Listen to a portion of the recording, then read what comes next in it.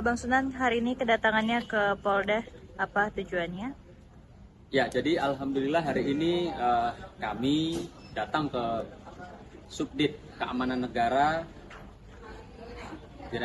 Direskrim Polda Metro Jaya dalam rangka untuk mendampingi saksi terkait dengan laporan Dr. Samira, klien kami atau yang dikenal Doktif, dengan peristiwa ya penyerangan, perbuatan tidak menyenangkan dan intimidasi yang telah kami laporkan pada bulan Januari 2025 kemarin.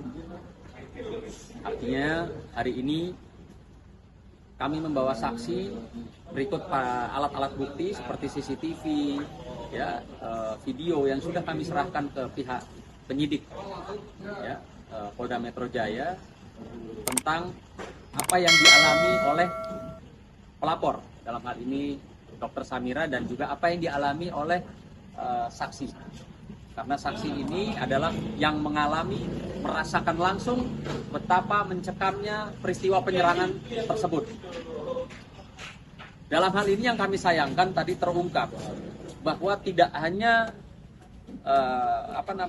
nama-nama orang yang berani melakukan penyerangan seperti Arif Afanda, lalu ada bosnya ya, SS, dan yang saya sayangkan juga ada dua oknum laki-laki juga yang ikut menyerang klien kami, Dr. Samira, yaitu yang kami duga adalah suami daripada SS, dan juga ada oknum anggota, ya, oknum aparat yang infonya seharusnya kan dia sebagai aparat itu bisa memisahkan atau melerai jangan sampai ada peristiwa perundungan, intimidasi terhadap klien kami, ya.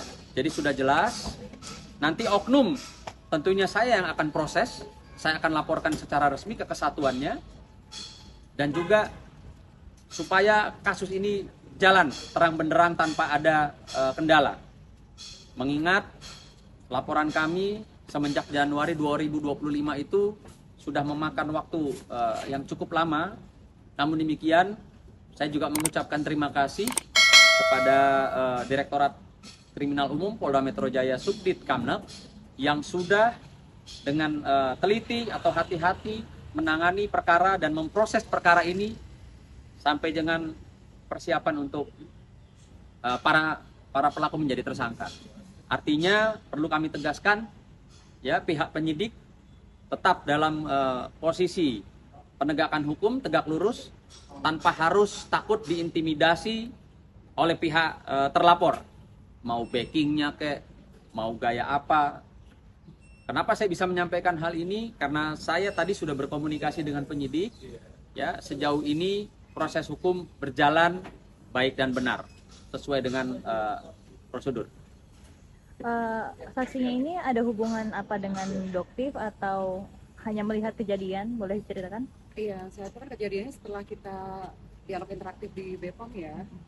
Nah setelah itu kan kami makan di makan ayam terapi itu.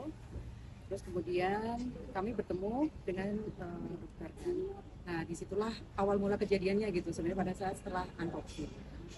Secara hubungan ya kita sama-sama edukator di sosial media sejak September, dan selanjutnya seperti yang teman-teman lihat. Tapi siapa aja sih yang akan dilaporkan selain Panda? Ada orang lain nggak? Ya, yang pasti itu tadi kan ada terlapornya SS, suaminya SS, terus ada beberapa, bahkan ada oknum ya, yang tentunya ini akan saya proses ke kesatuannya. Saya pastikan. Ada konteks dorong menurut atau ada kekerasan atau gimana nih, Pak? Kalau kan kita sudah lihat ya, sama-sama ini kan kasusnya viral karena videonya ditonton oleh mungkin jutaan masyarakat bisa menonton, bahwa memang ada di situ gerakan upaya untuk melakukan pemukulan, ya, yang diduga itu adalah suami dari SS, ya, akan melakukan upaya penyerangan atau pemukulan terhadap klien kami, yang sangat saya sayangkan, ya, seorang suami yang harusnya bisa meredam emosi daripada istrinya untuk tidak melakukan pelanggaran pidana. Namun demikian terlihat jelas tadi di alat bukti yang kami sudah sajikan, ya, dia mau melakukan satu penyerangan gitu.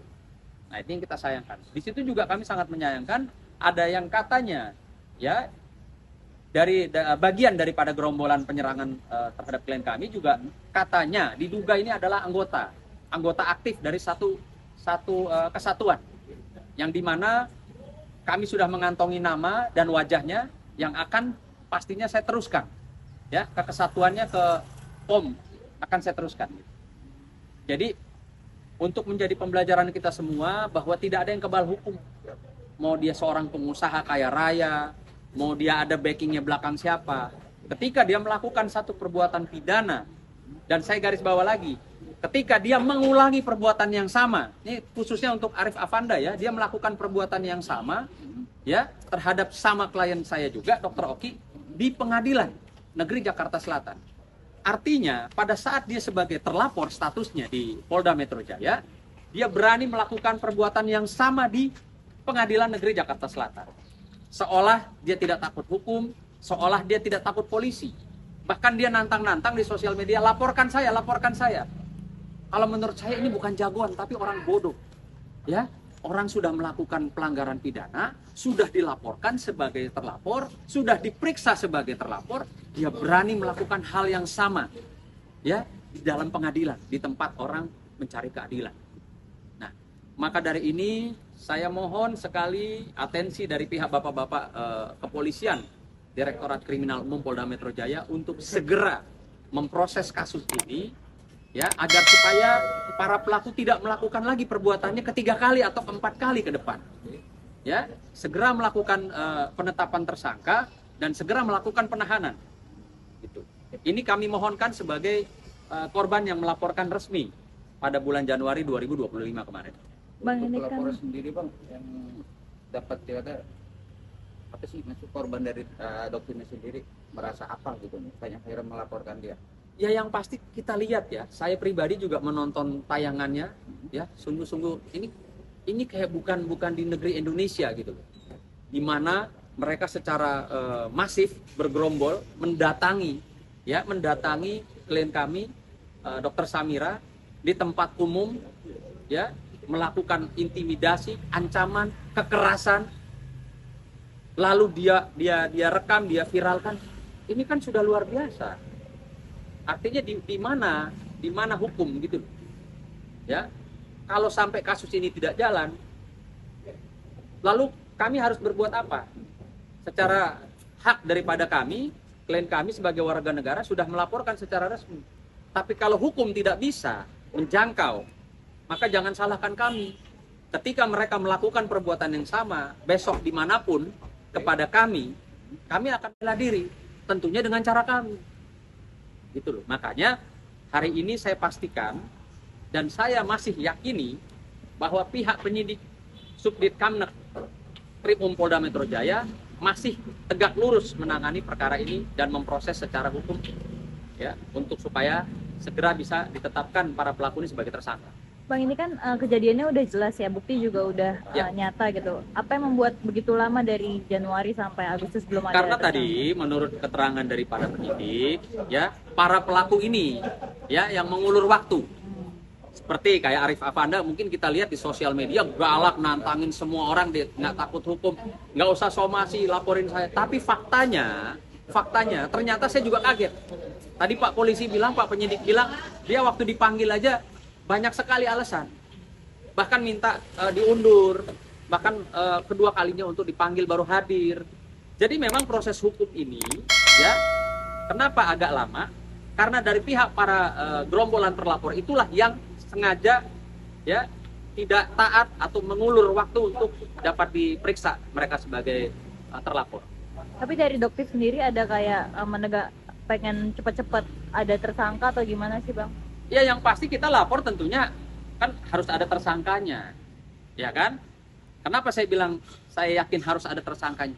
Karena secara hukum, menurut kacamata kami, ya para penegak hukum, bisa dilihat dari potongan CCTV, rekaman CCTV maupun bukti-bukti yang sudah beredar viral. Artinya memang perbuatan itu ada, perbuatan ancaman, kekerasan, intimidasi, pengeroyokan secara bersama itu ada. Mau ngelak gimana lagi, coba, ya kan?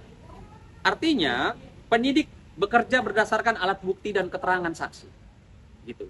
tidak lebih dan tidak kurang daripada apa yang dialami oleh korban maupun para saksi yang mengalami langsung. Tapi kalau di Dokter sendiri kok nggak datang hari ini, dan memang dia sendiri yang laporkan atau gimana sih Bang? Hari ini dia tidak datang, sebelumnya dia yang laporkan. Mungkin bisa rekan menyampaikan agenda Dokter kenapa nggak datang ada? Kebetulan hari ini Dokter ada agenda di Pengadilan Negeri Jakarta Selatan terkait dengan adanya sidang rapid yang diajukan oleh Dr. Richard Lee. Nah, jadi kenapa hari ini beliau tidak dapat hadir? Ini dipastikan karena agenda hari ini kebetulan memang hanya untuk saksi. Yang kedua karena Dokter juga sudah ada agenda di Pengadilan Jakarta Selatan. Itu aja sih. Ada SN gitu Bang? Dengan apa datang ke sini? Tidak ada, karena kita hanya mendampingi saksi aja sih dengan Bang Sunan gitu. Bang, kalau secara hukumnya kena pasal apa sih Bang?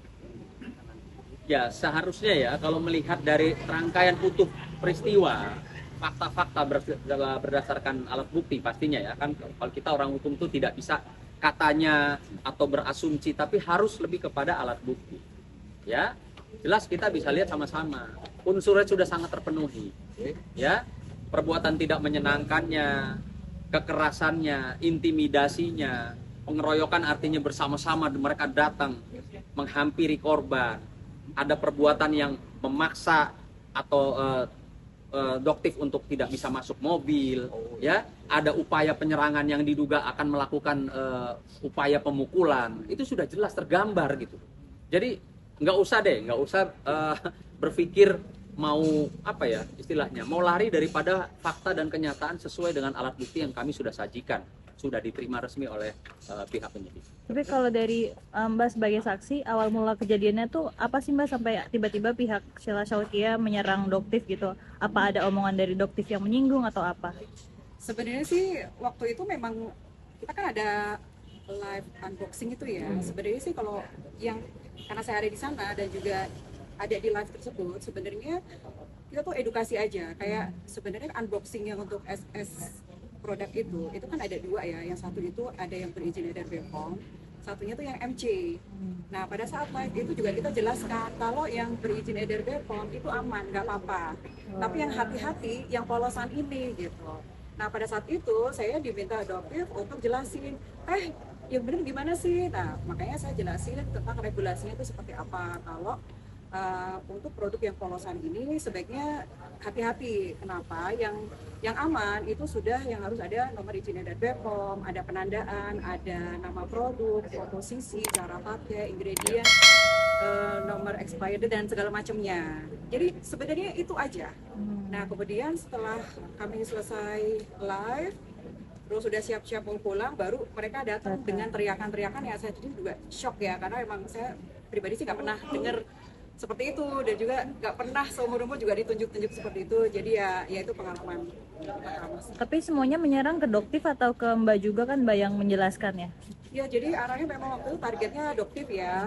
Kalau saya sih ya seperti tadi dijelaskan Pak Sunan, ditahan, saya nggak bisa keluar, kemudian juga ditunjuk-tunjuk, dibentak-bentak juga. Terus juga pada saat di luar saya bersama Dokter, asisten dan juga driver, saya menyaksikan semuanya gitu. Untuk upaya untuk melakukan kekerasan saya menyaksikan semuanya. Jadi sih harapan saya sih prosesnya cepat ya, karena kita udah serahkan semuanya juga. Ya harapan saya sih ya kebenaran terungkaplah semuanya nanti. Jadi Mbak itu menyaksikan orang yang diduga suaminya SS ini mau melakukan perbuatan. Iya, saya menyaksikan langsung karena saya masih di luar di situ. Apa yang Mbak lihat pada saat itu? Jadi waktu itu tuh yang pakai baju putih itu kan ya, yang diduga suaminya itu kan, itu memang udah mendekati Doktif yang lagi ada di samping kanan mobil itu. Terus pada saat dia ada gerakan mau mukul, ditahan teman-temannya gitu, ditarik. Nah setelah ditarik itu, saya lihat ada laki-laki pakai kemeja hitam, itu lari dari arah luar, terus melakukan gerakan upaya penyerangan juga. Itu kenceng banget larinya. Nah itu terus ditahan sama teman-temannya juga. Kalau yang pertama itu yang katanya diduga suami Fitra itu yang Sheila Syaukia bilang papa-papa, nah itulah kejadian dia mau pukul gitu. Oke. Tapi ada perlawanan dari Doktif. Jadi apa yang disampaikan oleh Mbak ini sebagai saksi hari ini ya tentunya diperkuat dengan alat bukti CCTV dan rekaman video lainnya. Jadi sudah jelas tergambar ya ada seorang laki-laki, bukan seorang malah ada beberapa laki-laki yang ingin melakukan upaya kekerasan terhadap klien kami, ya, dengan cara ingin memukul, menghampiri, lalu ingin memukul korban. Dalam hal ini klien kami, ya, ini yang sangat saya sayangkan. Dan kalian sebagai laki-laki harusnya berani nanti mempertanggungjawabkan apa yang kalian sudah lakukan. Mau alasannya emosional, mau alasannya kepancing, apapun itu. Tapi tidak ada hukum yang membenarkan seorang laki-laki ingin melakukan kekerasan, ya, penyerangan, bahkan ada upaya ingin melakukan pemukulan. Ini saya ingatkan betul, ya. Mungkin saja kalian lupa nih, para orang-orang yang menyerang. Bang, kalau nggak salah memang saat itu Dotif itu apa masuk mobil loh bang, dan dia sempat nelfon terdakwa loh sebelum dikitan itu terdakwa. Kalau nggak salah sempat viral juga, itu juga akan menjadi buat barang bukti nggak? Karena saat itu Dotif juga live kalau nggak salah di TikTok. Iya betul, memang kan justru karena live inilah tidak ada alasan, tidak ada kesulitan dari pihak penyidik bahwa memang banyak saksinya, ya, ditonton oleh ratusan ribu orang pada saat live itu, ya, sehingga ini mempermudah proses penyidikan. Bang, Dan kami sangat meyakini dan bahkan kami mendorong agar supaya kasus ini segera, ya, ditetapkan para tersangkanya dan dilakukan penahanan. tapi semisal orang yang tadi terduga suaminya SS meminta maaf dan mengakui kalau tindakannya emosional, spontan, kira-kira dari klien abang ada upaya Yang pasti mendamaikan kami belum apa? bisa jawab hal itu. Yang pasti kita penegakan proses hukum. Oke, Oke. terima kasih bang. Ya. Terima kasih Oke, Bang makasih. Sunan, terima kasih.